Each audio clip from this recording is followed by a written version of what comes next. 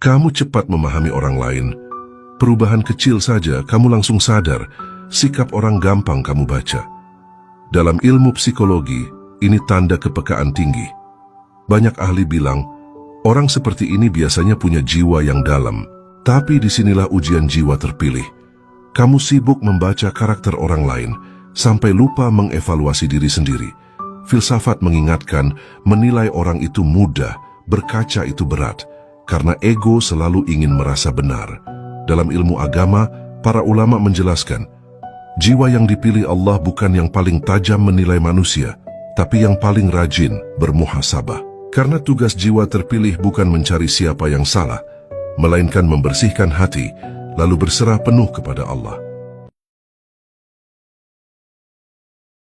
Sepertinya memang kamu ini akan dikejar oleh seseorang ya. Nah, siapa yang mengejar kamu? Kita coba lihat ya, bagaimana situasi yang terjadi. Kita lihat siapakah sosok yang mengejar kamu. Situasi adalah memang dia ingin memiliki niatan-niatan yang tertuju secara fisik ya, secara personal kepada diri kamu. Artinya dia memiliki beberapa niatan untuk menemui kamu karena dia sadar ada beberapa hal yang dia ingin sampaikan ke kamu, termasuk di sini mohon maaf ya, akan ada beberapa permintaan maaf dari seseorang ini. Artinya memang juga dalam beberapa waktu dekat ini sepertinya dia ini akan datang dan juga meminta maaf kepada diri kamu. Nyai membawa kabar langit untuk kalian. Jika perhitungan keramat dalam kitab Betal Jumur Adab makna ini tembus, maka bersiaplah, kalian sedang memasuki gerbang emas masa Tibo Dunyo. Ini adalah masa di mana langit akan runtuh, bukan karena bencana, tapi karena banjir bandang rezeki yang akan menghampiri kalian. Ingatlah perihnya masa lalu. Kalian yang sejak kecil dihantam badai ekonomi, dililit hutang, diremehkan orang, bahkan untuk makan sesuap nasi saja air mata harus menetes. Cukup, hapus air matamu. Roda cakra manggilingan sedang berputar. Di masa Tibo Dunyo ini akan bangkit menjadi raja. Namun ingat saudaraku, wadah rezeki yang agung butuh jiwa yang suci. Jangan sampai rezeki besar ini mental kembali karena terhalang energi gelap di tubuhmu. Lakukan 3 kunci sakti ini sekarang. 1. Luruskan niat kerja semata-mata untuk ibadah. 2. Ucapkan doa positif setiap matahari terbit. 3. Buka aura dan buang sengkolo sial di badanmu. Para leluhur menyarankan laku tirakat. Beginilah sifat kamu ketika kamu sudah muak dengan seseorang atau sudah tidak menyukai orang tersebut. Kamu akan meledak-ledak. Kamu itu tipikal yang tidak bisa pura-pura baik kalau sudah tidak suka. Begitu muak, emosimu bisa gampang meledak dan omonganmu tanpa filter. Kamu juga akan judes dan juga ketus. Kalau sudah ilfil, kamu bisa jadi gampang nyolot, jawab seadanya, bahkan kadang kamu itu sinis. Dan kamu tidak akan peduli lagi. Biasanya kamu perhatian banget sama orang yang kamu suka, tapi kalau kamu sudah muak, semua peduli itu langsung kamu cabut. Kamu bisa jadi orang yang sangat dingin, bahkan seperti orang asing. Dan kamu juga akan cepat menjauh. Kamu tidak suka drama panjang-panjang. Dan yang terakhir, kamu kalau ngomong ceplos-ceplos. Kamu bisa belak-belakan banget bilang kalau udah nggak nyaman, bahkan dengan kata-kata yang nyakitin hati. Kamu juga jarang mikir panjang kalau sudah emosi. Dan kamu juga mudah ngegas dengan hal-hal kecil.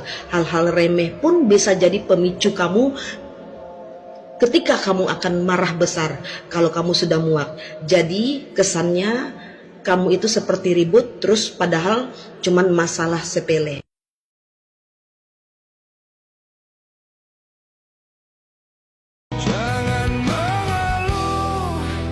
Tetaplah teguh, hadapi badai dengan hati utuh.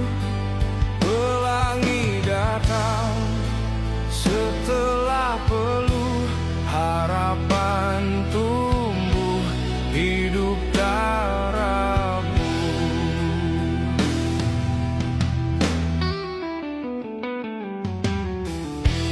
Coba lagi meski terluka, Setiap luka kan jadi makna. Cahaya hadir usai gelapnya. Doa menyapa jiwa yang setia.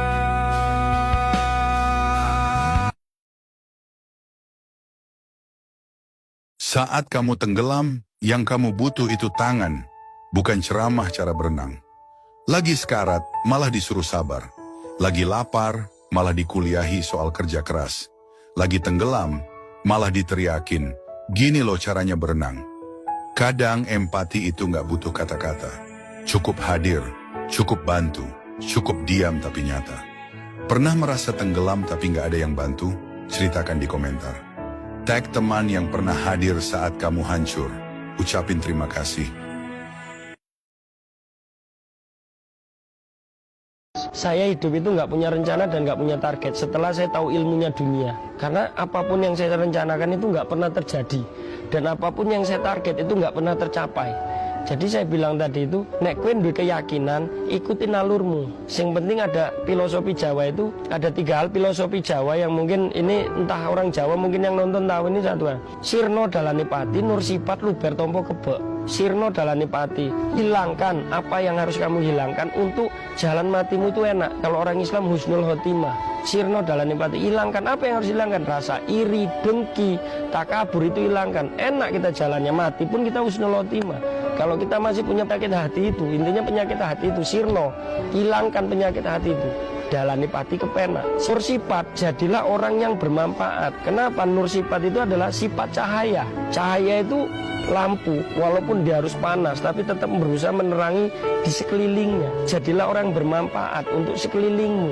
Lu bertompo kebek, sekaya apapun hartamu, sebanyak apapun hartamu, sebanyak apapun ilmumu, setampan apapun dirimu, kan berlebih itu. Tapi jangan terlihat, tetap sederhana, tetap biasa-biasa aja. Sejatinya ya, supaya penyakit hati itu nggak nongol, kesombongan, iri, dengki, keinginan yang berambisi, yang berapi-api itu, jadi itu sifatnya yang nggak benar, Mas.